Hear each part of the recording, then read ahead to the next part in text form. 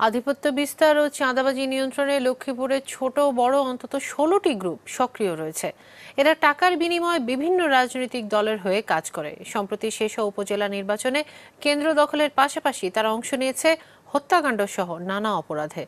লক্ষ্মীপুরের সন্ত্রাস নিয়ে জাহেদ সেলিমের ধারাবাহিক প্রতিবেদনের আজ দেখুন দ্বিতীয় পর্ব। সঙ্গে ছিলেন স্থানীয় প্রতিনিধি সাইফুল ইসলাম, আর ছবি তুলেছেন মীর মঞ্জুরুল হোসেন। সবসময় আত্মগোপনে থেকে এলাকায় সন্ত্রাস আর আধিপত্য বিস্তারের মাধ্যমে সাধারণ মানুষদের জিম্মি করে রাখে এই বাহিনীগুলো। টাকার বিনিময়ে সবই করে তারা। পুলিশের একটু সীমিত লজিস্টিক সাপোর্টও আছে, যার কারণে যে ধরনের অভিযান পরিচালিত হওয়ার প্রয়োজন সেটা কিন্তু আমরা করতে পারি না।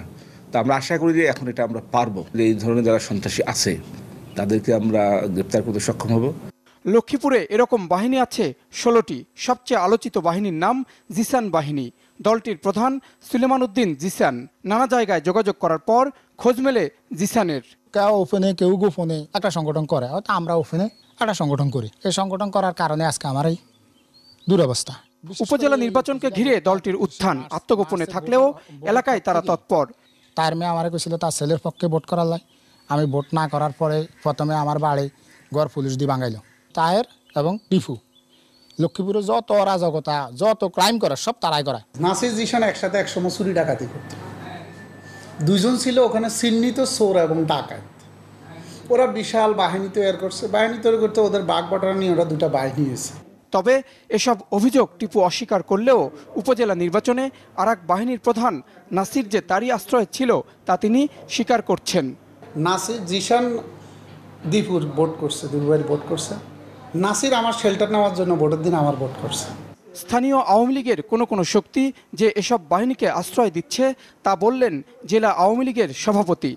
এই অদৃশ্য শক্তি কারা, এটা আপনারা বোঝেন, জনগণও বোঝে। আমাদের দলীয়ভাবে তো কিছু করা হয়েছে না, কিন্তু যেটা তাদেরকে প্যাটার্নাইজ করা হয়েছে সেটা ব্যক্তি বিশেষ করতেছে।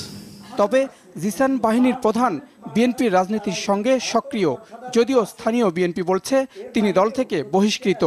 আমরা কোনো বাহিনীকে ওন করি না। জিসানকে আমাদের দল থেকে বহু আগে বহিষ্কার করা হয়েছে।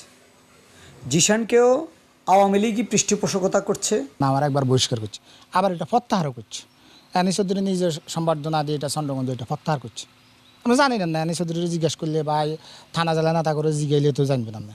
নৃশংস রাজনীতির এই কর্মকাণ্ডে লক্ষ্মীপুরের জনসাধারণ জিম্মি হয়ে আছেন। ভয়ে মুখ খোলার সাহস করেন না কেউই।